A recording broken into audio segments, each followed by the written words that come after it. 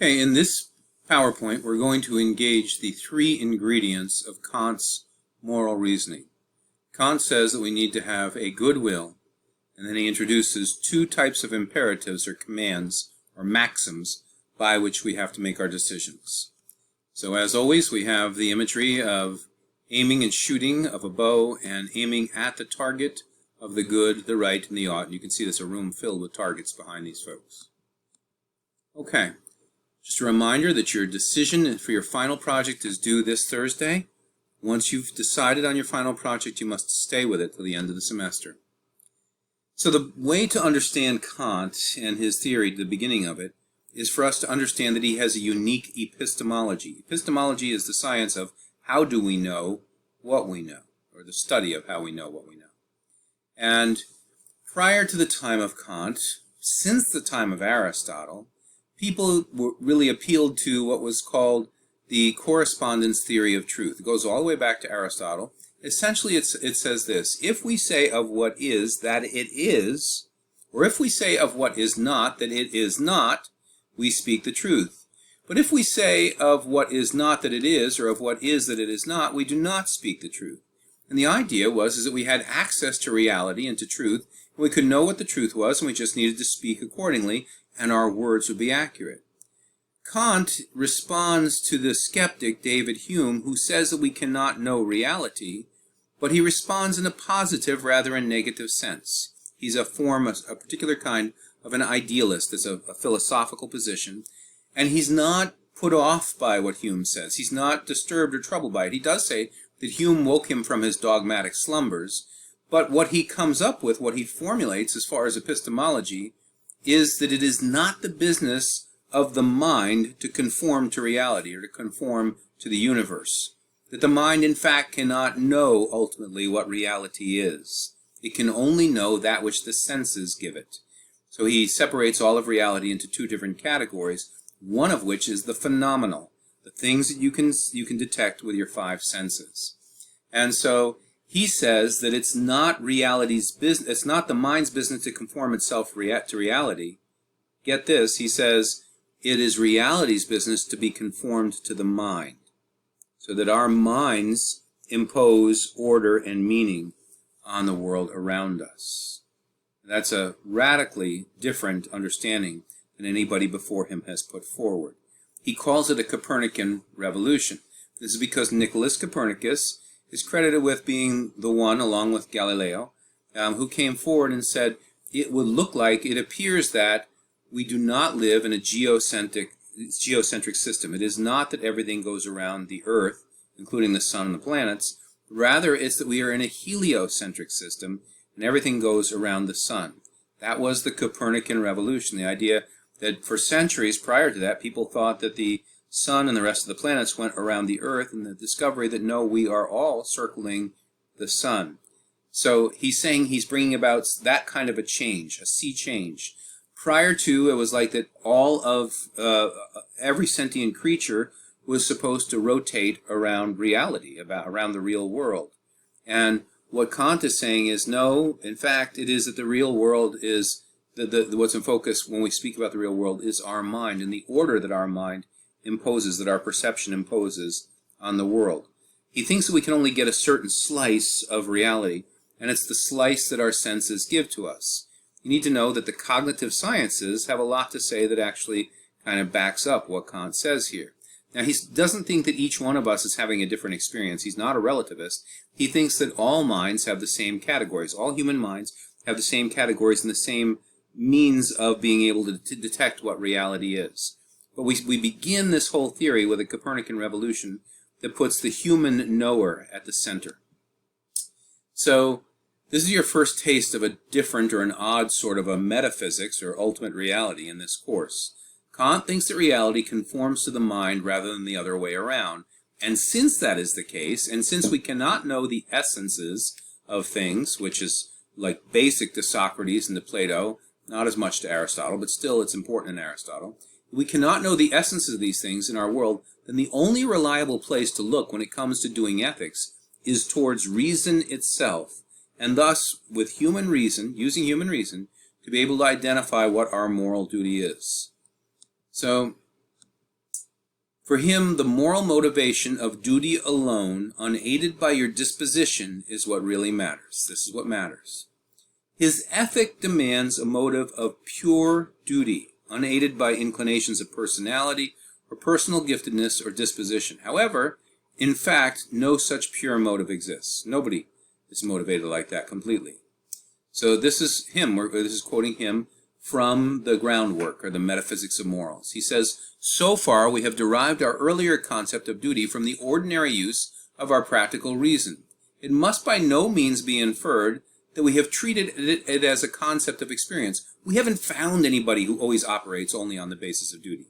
On the contrary, when we pay attention to our experience of human conduct, we meet frequent, and as we ourselves admit, justified complaints that we can adduce, that means we can bring forward no evidence or proof of this existing, we can adduce no certain examples of the spirit which acts out of pure duty, and that although much may be done in accordance with the commands of duty, it remains doubtful whether it really is done for the sake of duty and so has moral value. Hence, at all times, there have been philosophers who have absolutely denied the presence of this spirit in human actions and have ascribed everything to more or less refined self-love. He's speaking about egoists when he says that. So these words are helpful. They're from Dr. Peter Kraft of Boston College. He says, Kraft uses the analogy of getting 100 on a test, and he says that even if nobody's capable of achieving 100 on the test, we still need to know what it means to get 100 on a test. And to get 100 on a test, in Kant's eyes, would be to do everything on the basis of duty. He says, but Kant's claim is not about how good we are or how good we can be. It's about what moral goodness actually is. Kant is not claiming that it's easy or even possible to do all that we do out of a pure sense of duty. He's saying that we need to know what good is so that we may aim at it. Where have you heard that before? You don't know how close you get to the true moral good if you don't know what it actually is. So even if this standard is too idealistic, it is logically valid. He's not going to grade on a curve, in other words. If we're going to identify what moral good is, we need to say what it absolutely is, and he thinks he's found the key to that.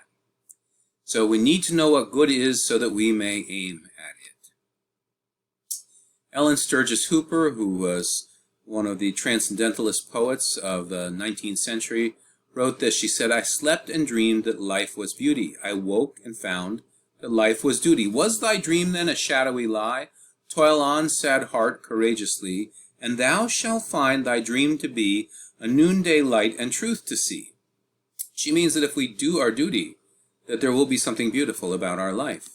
Similarly, William McCall, the Scottish poet, writes this, straight is the line of duty, curved is the line of beauty. Follow the straight line thou shalt see, the curved line ever follow thee. If we would go down the path of duty, there will be something beautiful about our lives. They're both acknowledging that what Kant is saying is true in some form. They're acknowledging that duty is the way to get at doing that which is morally right. So in Kant's ethics, this knowledge of duty that we have is a priori, that means before sense experience. It's a priori knowledge, which is, by Kant's reckoning, knowledge that's already present in you, whether or not you're aware of it. He claims that what matters in issues having to do with ethics and morals, if he's right in his claims, is that we have a good will. So the goodwill, think of the goodwill as being like the driver at the wheel of your personality, of your mind, and the whole, everything that makes up you as a human being. The driver with the goodwill is the person who's turning the wheel and deciding which way to go. So this is from the Foundation of the Metaphysics of Morals. This is the very beginning of Chapter 1. So there's an intro, so that's why it's section 393. But this is Chapter 1 of the book. He says, nothing can possibly be conceived in the world, or even out of it, which can be called good without qualification, except a good will. Now I'm going to read to you the further of what he says there. Intelligence, wit, judgment, and any other talents of the mind we may care to name, or courage, resolution, and constancy of purpose as qualities of temperament, are without doubt good and desirable in many respects. But they can also be extremely bad and hurtful when the will is not good, which has to make use of those gifts of nature, and which for this reason has the term character applied to its peculiar quality. So the point here is that the natural giftings of human beings have no moral value in and of themselves. They're kind of inert. And the driver of the vehicle of your life is going to take your gifts and talents and either use them for the good or for the bad.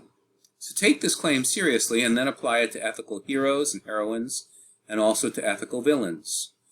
Was it not Genghis Khan's, the Marquis de Sade, a famous torturer, if you do not know who he is, a sadist, where we get the word sadist from, Hitler's, Stalin's, Pol Pot, who was the dictator in Cambodia in the past, the Killing Fields, Idi Amin, who was a horrible dictator in Uganda, and Jeffrey Dahmer, the famous American cannibal, and he was a criminal of extraordinary measure.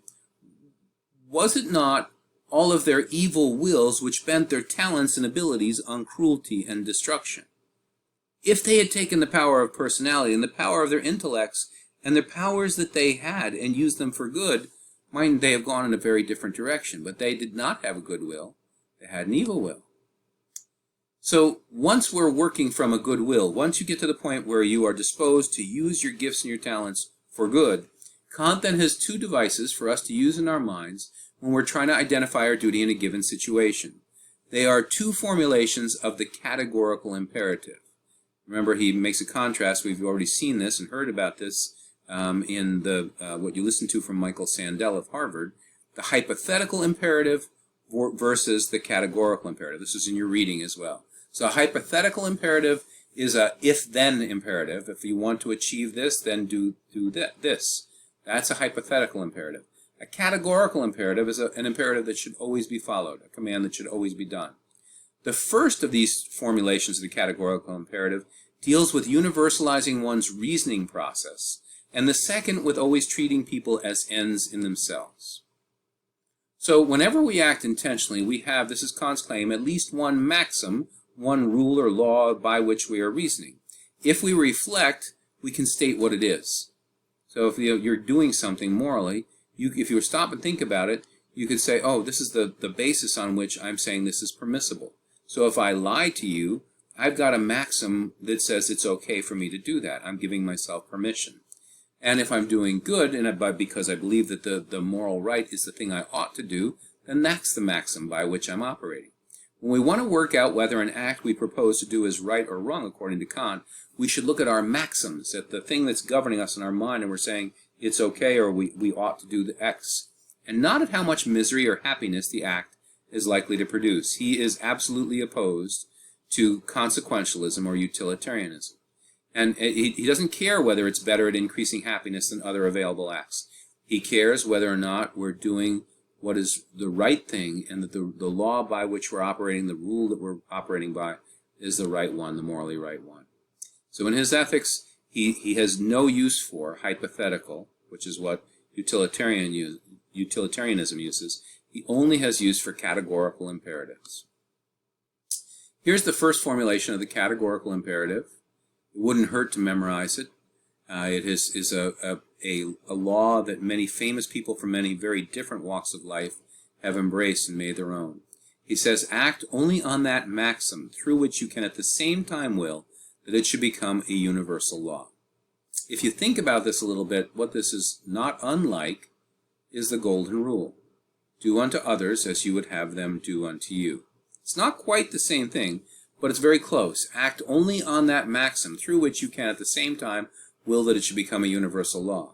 So when I commit some act that is a moral or ethical act, I should be able to say to others, whenever you do X, this act that I just did, whenever you're confronted with a situation where you have to do something like this, you should reason the way I did. I could commend this as a universal law. The second formulation of the categorical imperative, the first one has to do with universalization. This second one is the means-ends principle. The second formulation of the categorical imperative is act in such a way that you always treat humanity, whether in your own person or in the person of any other, never simply as a means, but always at the same time as an end. So here is where in my courses I always have to tell a story on myself about me violating this. And oddly, it was when I was trying to teach this course, and specifically when I was trying to teach on Kant. There is a bookstore in Bangor called Books A Million. And Books A Million had a book that I wanted for this course on the premises for $39.95. But I had gone online and saw that they had it for $19.95 online. So I printed out the sheet that showed that they had it for $19.95 online, and I went into the store. I wanted to pick it up now. I didn't want to have to wait for it to be shipped to me. I went into the store and I said, I know this is $39.95, but online you offer it for $19.95. And the girl behind the counter said to me, she said, "Sir, I know this is going to sound ridiculous, but they don't care what it costs online. The price in the store is the price that it is here." And I said, well, that just seems unreasonable. I mean, why would I bother to come in the store if it's going to cost double in here what it would cost me to buy it online? Why bother to have a store in the first place? She said, I agree with you. I am not defending this policy. This is just the policy. So I got perturbed, and I said, may I see a manager? My students always at this point in time tell me that I'm a Karen. I didn't even know the term of it being a Karen. Anyway, so the manager comes out. These are both nice young ladies. And the manager explains to me, and she says basically the same thing that the gal behind the counter has said. Now, I have an educator's card, and I get a discount for being an educator.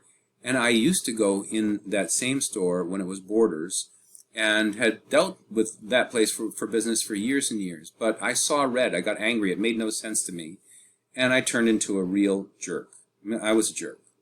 And, you know, these young ladies are trying to be polite, and they're agreeing with me that it makes no sense, but I just was so mad, and I took my card, my educator's card, and slammed it down on the counter. I said, you can have this. I'm done with the store. I'm never coming in here again. I was really, really hot. I was mad. And so I'm going out to the car, and I know I've got to teach that evening, I kid you not, at Husson, about the categorical imperative. And this second formulation here says, always treat humanity, whether in your own person or in the person of any other, never simply as a means, but always at the same time as an end. Well, what had I just gotten done doing? I'd just gotten done treating the humanity of both of those young women, both of whom were trying to be nice, as a means to my end of getting the book that I wanted. And I couldn't get in the car. I opened the door, and I had to close the door.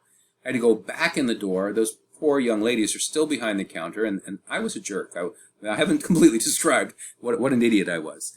And so I came in the door, and they both looked up apprehensively. I came in and I said, ladies, I am very sorry.